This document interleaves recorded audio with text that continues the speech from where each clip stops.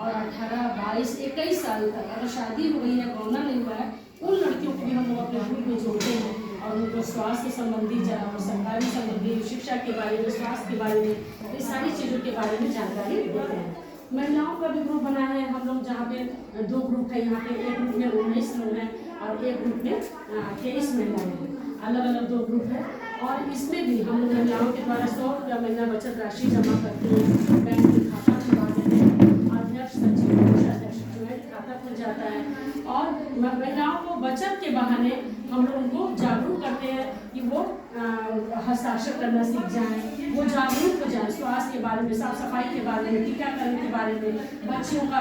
छोटी उम्र में शादी ना करें, सरकारी योजनाओं के बारे में, यानी कि बहुत सारा। और जब हम लोग गाँव में आ रहे हैं तो चाहे स्कूल हो या ग्राम प्रधान है या BTC है, आशा है, आंगनबाड़ी है, NM है, संगनी है या गांव के किसान लोग हैं, सबके साथ मिलकर हम लोग काम करते हैं। आपके यहाँ के ग्राम प्रधान जी का सहयोग हम लोगों को हमेशा मिलता है। जब जब हम लोग उनसे कुछ कहते हैं कि प्रधान जी हम लोगों को, अभी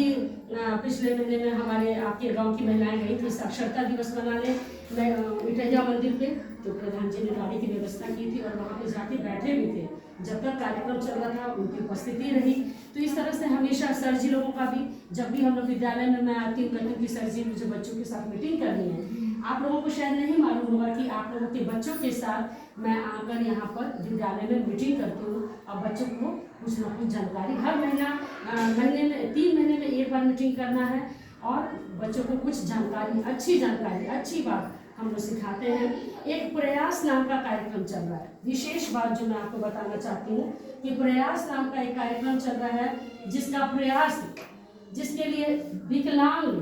विकलांग महिलाओं और किशोरियों के लिए हम लोग काम कर रहे हैं बहुत जोर शोर से। उनको हम लोग जोड़ रहे हैं, अपने समूह में भी जोड़ रहे हैं। उनको सरकारी योजना से भी, अगर उनका विकलांग प्रमाण पत्र नहीं बना है तो उनका विकलांग प्रमाण पत्र बनवा दे रहे हैं। अगर उनका विकलांग पेंशन नहीं आता है तो पेंशन के लिए आवेदन करवा देते हैं। अगर UDID कार्ड नहीं है तो UDID कार्ड बनवा देते हैं। आप लोग सोच रहे होंगे कि UDID कार्ड क्या होता है। UDID कार्ड कहीं भी वो विकलांग व्यक्ति अगर 40% से ऊपर उसका बन गया UDID विकलांग प्रमाण पत्र, तो उसका UDID कार्ड जब बनेगा तो वो अगर 80 से ऊपर 80 है तो वो व्यक्ति अपने भी और एक व्यक्ति उसके साथ फ्री में बस में सफर कर सकता है। कहीं भी जाएगा तो फ्री में जाएगा वो, तो उसका UDID कार्ड भी हम लोग बनवा देते हैं। और भी सरकारी हम लोगों का विशेष कोशिश है कि विकलांग महिलाएं और किशोरियां जो हैं, जो हमेशा अपने परिवार में या दूसरों के ऊपर आश्रित रहती हैं, एक एक चीज़ के लिए हाथ फैलाना पड़ता है, कपड़ों के लिए, साबुन के लिए, सर्फ के लिए, दवाई के लिए,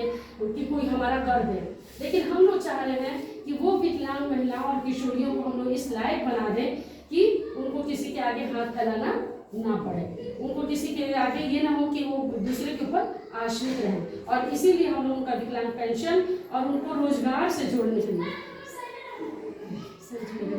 उनको रोजगार से भी जोड़ने के लिए हम लोग काम कर रहे हैं। तो ये विकलांग महिलाओं और किशोरियों के जीवन में बदलाव कैसे हम लोग ला सके। जो विकलांग बच्चे हैं उनको शिक्षा से जोड़ने के लिए कि वो बच्चे पढ़ें लिखें, जैसे और बच्चे पढ़ रहे हैं स्कूल में, तो क्या विकलांग बच्चों का अधिकार नहीं है कि वो भी पढ़ें? उनका भी, अगर वो स्कूल आने लायक स्थिति में हैं तो उनका भी अधिकार है कि वो भी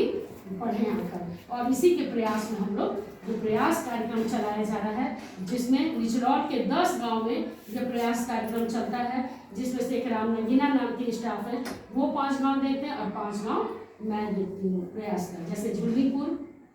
सिंगरहना, बहुआर, मिसरौलिया, बटफलिया, ये 5 गांव में मैं देखती हूँ प्रयास कार्यक्रम। इन 5 गांव में हम लोग पूरे विकलांग लोगों का लिस्ट बनाए हैं, उनके परिवार के बारे में, उनके घर में कितने सदस्य हैं, उनका विकलांग पेंशन बना है कि नहीं, उनका